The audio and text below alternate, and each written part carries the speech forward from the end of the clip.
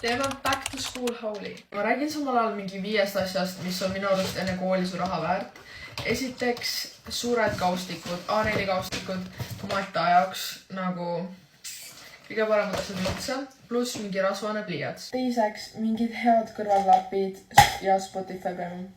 Ja kolmandaks mingi õppimise Astra EIM nagu minu arust kõige parem.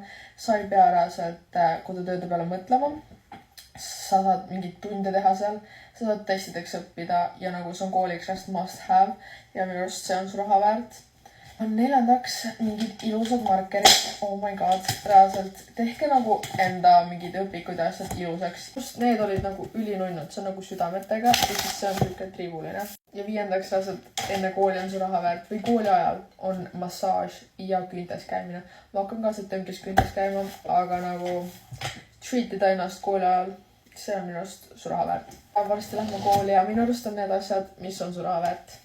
Tavai, kommentiga alla, kui te tahate, et ma teeks riiete osa ka.